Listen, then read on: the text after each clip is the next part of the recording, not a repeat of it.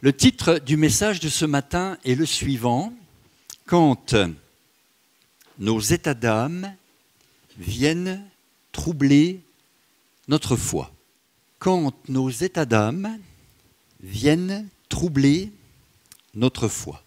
On a chanté tout à l'heure dans un chant, dans un cantique, « Quand mon âme chavire ». Les jeunes viennent de dire que ils sont partis au week-end et ils avaient l'âme bien chargée, on va dire ça comme ça. C'est vrai qu'on est fait d'un corps, d'une âme et d'un esprit. Et c'est vrai que l'âme est une bonne servante, mais une mauvaise conductrice, une mauvaise maîtresse.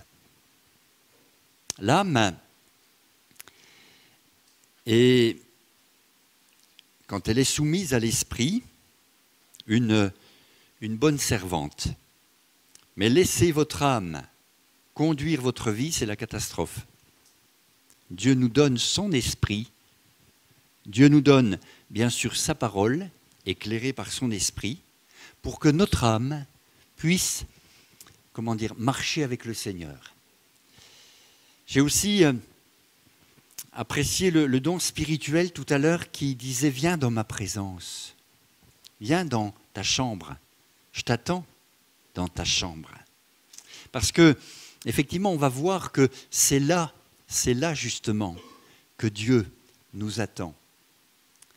Votre âme, je ne sais pas dans quel état vous êtes venu ce matin, mais votre âme peut tout à fait, même pendant que vous m'écoutez, tout à fait être préoccupée, inquiète, chargée par des choses qui viennent un peu perturber, quand nos états d'âme viennent perturber, troubler notre foi. Alors pour ça, j'ai choisi de lire tout le psaume 73. On va le lire ensemble. Le psaume 73, c'est un psaume d'Asaph. Asaph, c'est un compositeur, chanteur, qui certainement faisait partie du groupe de louanges de l'époque.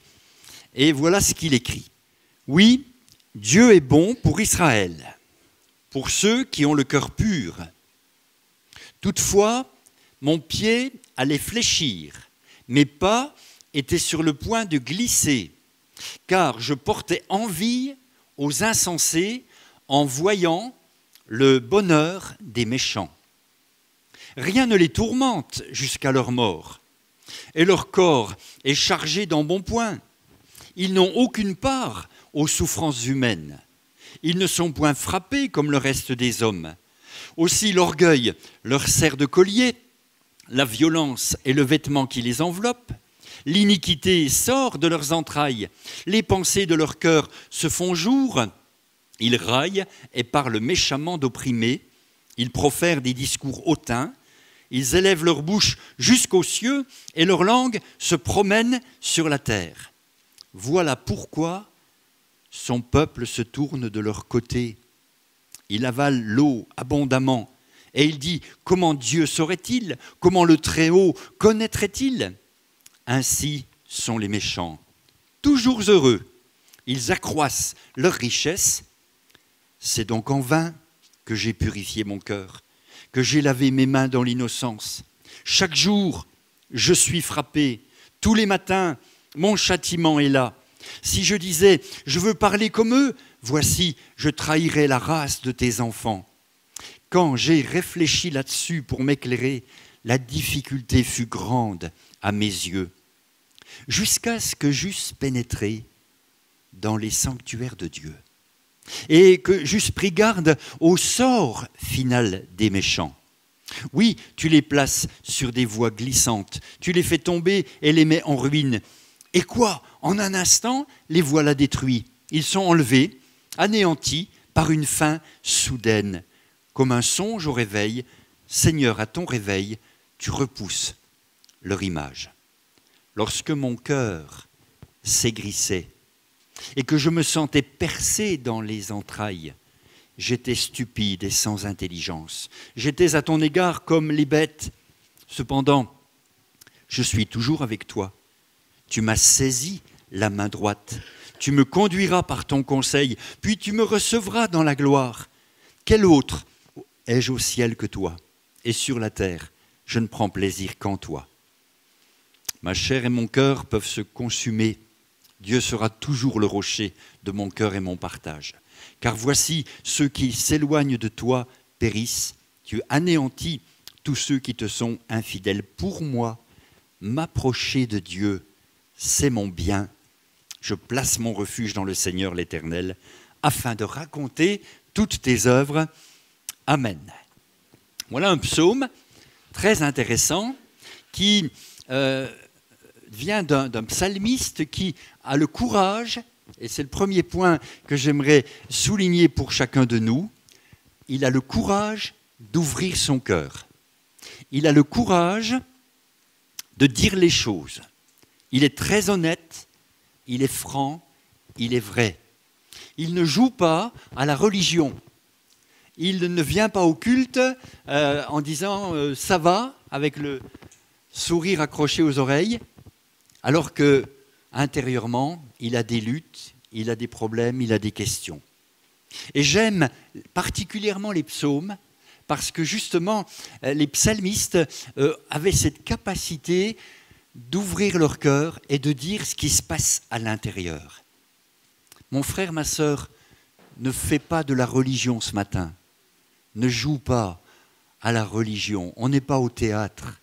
On n'est pas en train de jouer à quelque chose. Sois vrai. Alors bien sûr, on ne va pas te donner le micro pour que tu racontes tout ce que tu as à l'intérieur. Ça prendrait trop de temps.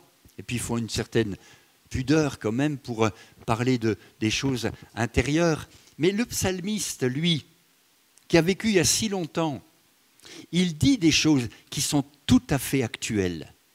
Tout à fait actuelles. Et ça nous aide, ça nous encourage à nous aussi ouvrir notre cœur devant le Seigneur. Et je résumerai le problème qu'il a avec cette simple phrase: il a des choses qu'il ne comprend pas. Est-ce que vous avez déjà des choses que vous ne comprenez pas? On est tous avec cette question à l'intérieur. Il y a des choses que je ne comprends pas, Seigneur.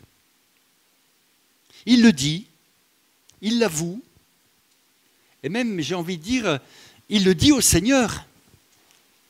Je ne comprends pas. Moi, je marche avec toi, et tous les matins, mon châtiment est là. Eux, ils n'en ont que faire de toi, et tout va bien pour eux. Je résume, je ne me trompe pas. Et ça le questionne. Et je crois qu'on peut tous aussi se questionner là-dessus. Vous avez des tas de gens au dehors dans le monde, dans la ville de Chambéry et d'ailleurs, qui se portent bien, hein, ont mis Dieu de côté, n'en veulent pas d'ailleurs, mais qui apparemment, eh bien, vous avez vu la description de ces gens-là, ils se portent bien. Autant physiquement que mentalement, que verbalement, ils se portent bien. Et ça, le psalmiste, ça le questionne. D'ailleurs, le méchant dont il est question dans ce psaume, c'est pas quelqu'un, ne pensez pas que c'est celui qui tue, qui vole, qui... Non, non. Le méchant, dans la parole de Dieu, à deux reprises je l'ai noté, dans le psaume 50 et dans Jérémie 12, le méchant, il a à la bouche la parole de Dieu. Il est capable de citer des versets bibliques. Il est capable de dire de belles choses, mais il vit complètement l'inverse. La définition du méchant aux yeux de Dieu, c'est celle-là. Avoir l'apparence de la piété, mais avoir renié ce qui en fait la force. Alors le psalmiste est troublé avec ça.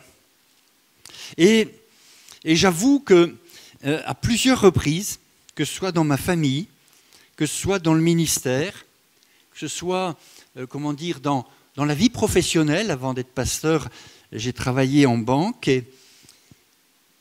et en particulier le milieu de la finance. Quelle utopie de penser que si tu as de l'argent, tu es heureux, tu n'as pas besoin de Dieu. On a tous besoin de Dieu. Mais je voyais ces gens qui puis d'ailleurs, ils savaient que j'étais chrétien, parce que dans les petites villes où je travaillais, tout le monde se connaît. En plus, j'étais au guichet de la banque, ma femme était l'assistante sociale de la ville, et donc ce petit couple-là qui les invitait aux réunions d'évangélisation, on était repérés. Et ils me regardaient avec un peu de condescendance, en disant « pauvre homme ». Vous savez, j'avais besoin, moi aussi, de ne pas me fier à ce que je voyais, à ce que j'entendais. Moi, j'avais accès à leur compte. Et je n'avais pas sur mon compte ce qu'eux, ils avaient. Ils en avaient beaucoup plus que moi. Ah là là. Attention à ce fléau de la comparaison. Attention à ne pas nous comparer les bulletins de paye, hein, les maisons, les voitures, le niveau de vie. Ce n'est pas comme ça que ça fonctionne. Nous sommes des chrétiens et nous avons besoin d'être instruits par la parole de Dieu et par les lois du royaume. C'est factuel, hein, ce que dit le psalmiste. Le méchant réussit. Le méchant réussit. Il est heureux. Et le psalmiste, ça remet en question sa foi, son Dieu, sa marche. Il va même à dire, si je parle comme eux, non mais là je renie mon Seigneur. Donc on sent vraiment un tiraillement chez lui, mais le méchant réussit. Vous savez que la réussite n'est pas un gage de l'approbation de Dieu. Parce que le méchant réussit. Et pourtant, c'est un méchant.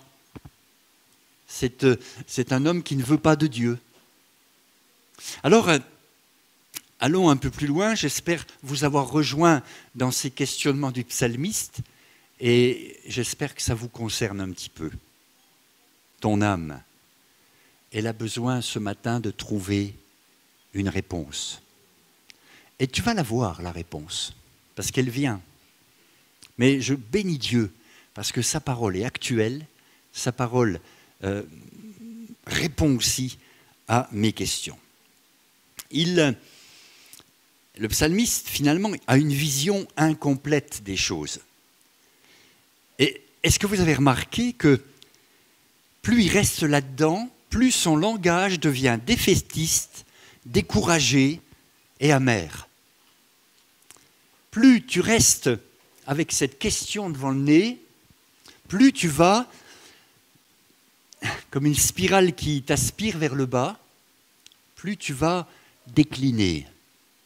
Attention à ce poison intérieur qui fait que, parce que tu n'es pas exaucé, parce que tu ne vis pas ce que tu voudrais vivre, parce que les autres réussissent et pas toi, attention, tu es sur un chemin qui peut tout à fait t'entraîner dans une façon de parler découragée, défaitiste, amère. Je vous ferai remarquer quelque chose dans ce psaume, c'est un peu de la conjugaison que nous allons faire. Du verset 2 au verset 12, c'est le pronom « il », I-L-S, qui est utilisé. Il, les autres. À partir du verset 13 jusqu'au verset 17, c'est le pronom « je ». D'ailleurs, il rumine. Je. Il, je. On n'en sort pas, hein. Et c'est seulement à partir du verset 18 et suivant que apparaît le « tu », parlant de Dieu. Détourne ton regard des autres. Détourne ton regard de toi-même et regarde à Dieu. Et c'est par là qu'est la réponse, c'est par là qu'est la solution. Et cet homme, ce psalmiste, va s'en sortir justement en se tournant vers Dieu. Est-ce que je peux redire ce matin ce que vous avez entendu? Dieu t'attend dans ta chambre. Dieu t'attend devant ta Bible. Dieu t'attend et il a des textes à te montrer, à t'expliquer. Seulement si tu ne prends pas le temps, ne viens pas te plaindre que ça ne va pas. Qu'est-ce que vous penseriez de quelqu'un qui dit « Je sais que je suis malade, je sais ce que j'ai, je sais où habite le médecin, mais j'irai pas. » Mais le Seigneur te dit quelque chose. Si tu n'attends que le dimanche pour entendre Dieu te parler, bon, je pense qu'il le fait ce matin. Mais c'est insuffisant. Est-ce que je mange une seule fois par semaine? Non, dans nos pays, on mange 3 fois par jour. Le petit-déj, le midi et le soir. Mais devant la parole de Dieu, combien de fois tu y vas par jour? Prends ce temps devant Dieu pour écouter sa voix. D'ailleurs, c'est comme ça qu'il va s'en sortir. Et on a lu au verset 17, donc la difficulté fut grande à mes yeux, jusqu'à ce que j'eusse pénétré dans les sanctuaires de Dieu. Voilà, quand tu vas pénétrer dans sa présence, les choses vont changer. Quand tu vas venir devant Dieu, il va ouvrir tes yeux, éclairer ton esprit, rassurer ton âme, parce que ton âme a besoin d'être dans la paix, et tu vas comprendre certaines choses. Ce n'est pas le pasteur qui doit tout expliquer, c'est toi qui dois trouver dans ces moments devant Dieu les réponses que tu attends. Ça s'appelle la formation de disciples. Tu es capable d'entendre Dieu te parler. Et j'aime pas trop les gens qui nous prennent, nous les pasteurs, pour les intermédiaires entre Dieu et eux.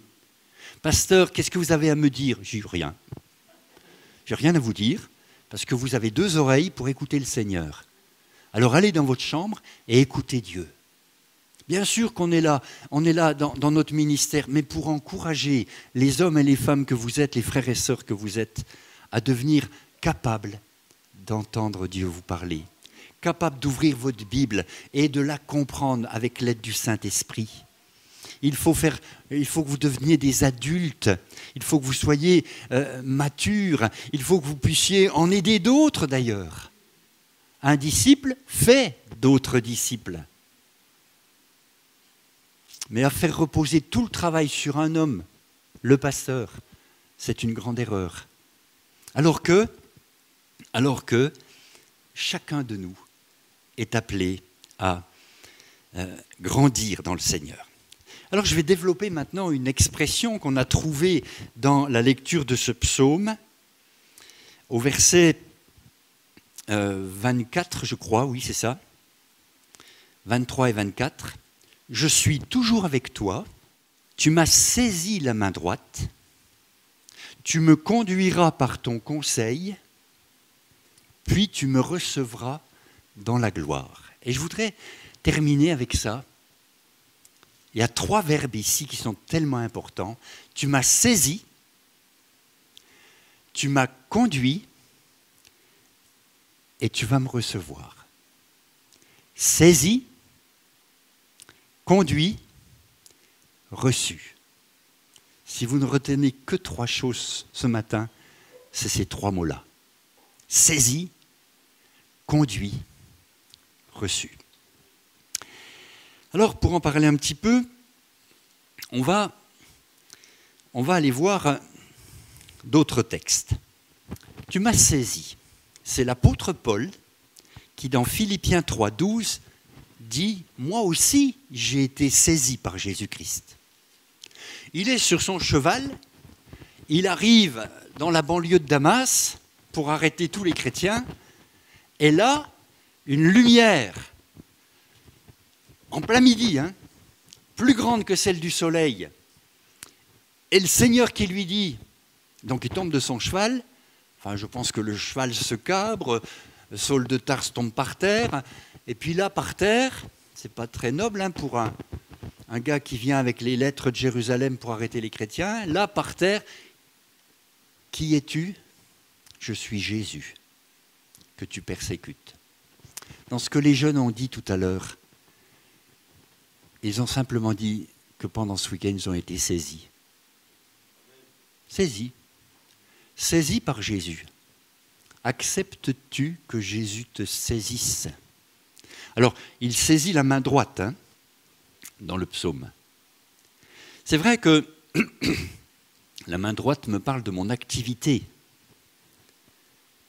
Et quelqu'un disait dans le groupe que, c'est une des sœurs, là, une des filles, disait je laisse au Seigneur le contrôle. Je suis venu avec mes idées, mais en fait, il avait les siennes. Et il faut se laisser saisir. J'ai été saisi par Jésus-Christ. J'ai eu des enfants et ils aimaient beaucoup que je les attrape. Alors ils couraient pour m'échapper. Et moi, je courais derrière eux. Tout au moins quand ils étaient petits, parce qu'après, ils couraient plus vite que moi. Mais ils étaient petits, je courais derrière eux et je les saisissais. Je les soulevais, les jambes continuaient de tourner, mais ils n'avançaient plus, parce que je les avais saisis. Quand Jésus va te saisir, tes jambes pourront tourner, mais tu ne pourras plus avancer comme tu avançais avant. On a besoin d'être saisi par Jésus-Christ. Je prends un autre exemple dans la Genèse, chapitre 19, verset 16. On est à Sodome et Gomorrhe.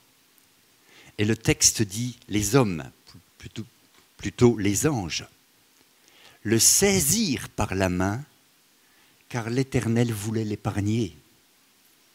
Il a été saisi, Lot, par la main, pour sortir de Sodome et Gomorrhe et échapper au jugement qui allait venir. Tu sais, si tu ne te laisses pas saisir par Jésus, le jugement qui vient sur le monde risque de t'atteindre.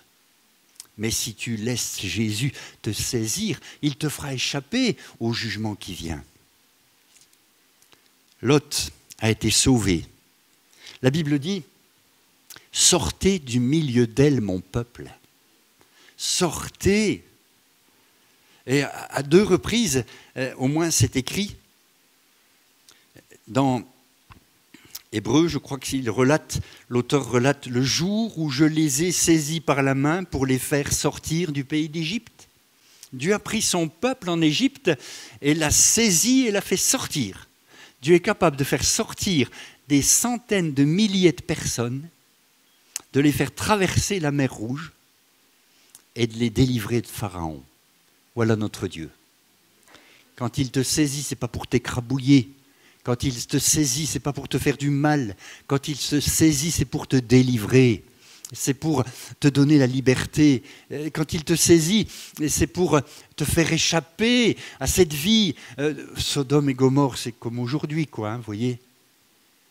Laisse-toi saisir. Laisse-toi saisir parce qu'il en va de ta qualité de vie. Jérémie en parle aussi. Vous voyez, il y a beaucoup d'exemples qui montrent des hommes, des expériences faites avec le Seigneur. Il dira, Jérémie 20, verset 7, « Tu m'as persuadé et je me suis laissé persuader.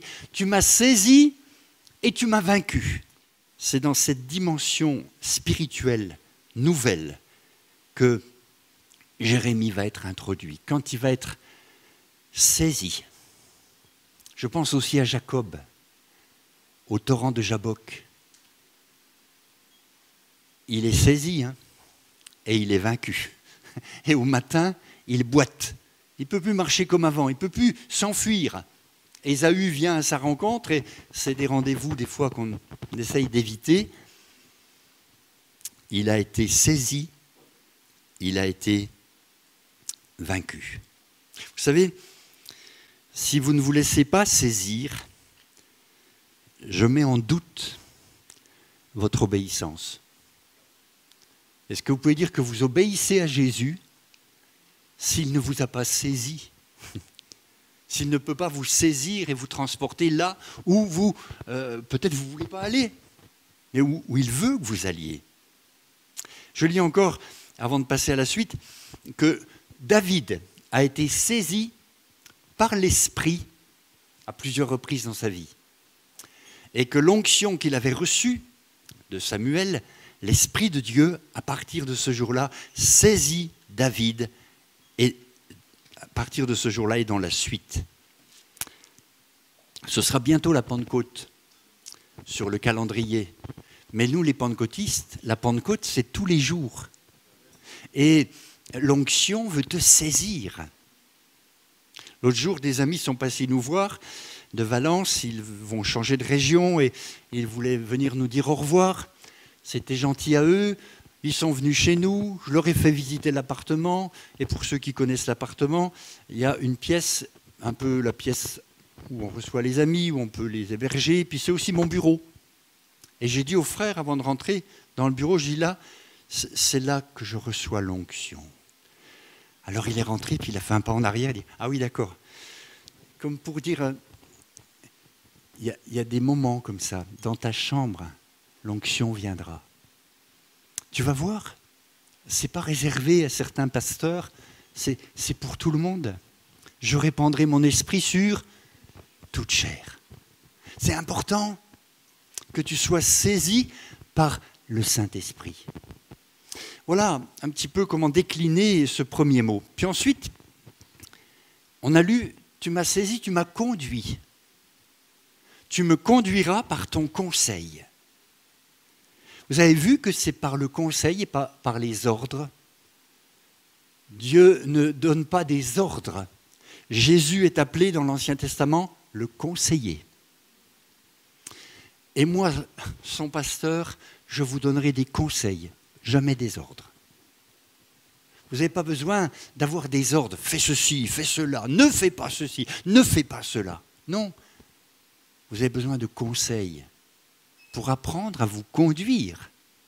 Parce qu'on n'est pas là toujours à vos côtés, n'est-ce pas? Vous allez repartir et c'est sur les conseils de Dieu que vous allez vous conduire dans cette semaine qui vient. Tu me conduiras par ton conseil. Dans les lettres aux églises de la fin des temps, qu'est-ce qu'on lit? Je te conseille d'acheter de moi un collier pour oindre tes yeux, etc. Je te conseille. Dieu n'est pas quelqu'un qui donne des ordres et qui impose quelque chose, mais qui nous conseille. Et si nous écoutons ses conseils, si nous laissons conduire par ses conseils, alors on arrivera à destination. On arrivera à destination. Tu me conduiras. Alors là, les textes sont nombreux, mais je vais en relever quelques-uns dans la parole de Dieu. Conduis-moi dans la vérité. Tiens. Vous ne trouvez pas que c'est important, dans les moments que nous vivons de grande confusion doctrinale, d'être conduit dans la vérité? Conduis-moi dans le sentier de la droiture. Intéressant aussi. Conduis-moi sur le rocher. Conduis-moi dans le sentier de tes commandements. Conduis-moi sur la voie de l'éternité. Et puis pour terminer encore un, il a conduit Abraham dehors. Vous savez que Dieu veut vous conduire dehors pour regarder non pas seulement les étoiles la nuit, mais pour regarder les gens perdus autour de vous. L'église, c'est un lieu d'où l'on part pour revenir ensuite avec quelqu'un d'autre qu'on a invité. Il les conduit dehors. Tu m'as saisi, tu me conduiras, et puis tu me recevras dans la gloire. Là, on veut tous y être. Hein. Mais vous voyez que ça vient seulement en troisième position. Les gens qui ne veulent pas être saisis, qui ne veulent pas être conduits, ils ne seront pas reçus. Je me trompe? C'est ce que dit la parole.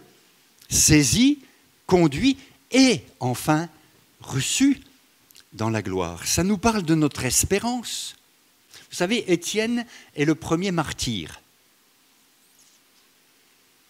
Je crois que l'église, au milieu du village de la Ravoire, c'est l'église Saint-Étienne. Et quand je regarde le clocher, je dis, ah oui, Étienne, le premier martyr. Mais comment vit-il sa mort? Il reçoit les pierres, et qu'est-ce qu'il voit? Le Seigneur debout, à la droite du Père, qui se lève pour accueillir le premier martyr. Étienne a été reçu dans la gloire. Vous savez, on voudrait être reçu dans la gloire sans avoir trop d'efforts à faire, parce qu'aujourd'hui, la société nous a façonnés avec la facilité. Un clic, une recherche, et puis hop, tu as ton résultat. Mais demandez aux étudiants, je me tourne vers eux, enfin j'en vois un au fond là-bas, il a dû bosser toute l'année pour être reçu. Demandez à un étudiant, est-ce que tu es reçu? Ça lui parle tout de suite. Hein. Mais s'il n'a pas travaillé, s'il n'a pas écouté les conseils, s'il n'a pas révisé ses leçons, s'il n'a pas fait son travail, il ne sera pas reçu. Vous savez, la parole de Dieu ne dit pas que Dieu fait tout et nous rien. Dieu fait une grande part, mais il nous demande de faire notre part. Alors, les textes sont nombreux pour nous parler de notre espérance. J'aimerais terminer en orientant votre regard vers la ligne d'arrivée. Vers la ligne d'arrivée, là où on va arriver quand le Seigneur va revenir. Tu me recevras dans la gloire. Les méchants prospèrent à mes côtés. Je sais que c'est trompeur. Je veux regarder à toi et à toi seul. Seigneur, et chaque fois que je m'égare, quelqu'un disait tout à l'heure, c'est comme un manteau qu'on quitte à tort. Seigneur, je veux revenir pour que ton onction me saisisse tout à nouveau, pour que les conseils de ta parole me conduisent et pour qu'un jour je puisse être enfin reçu. Ah, moi je me souviens, je me souviens des examens que j'ai passés. D'ailleurs, on avait trouvé un truc pas mal, on fêtait les résultats avant de les avoir.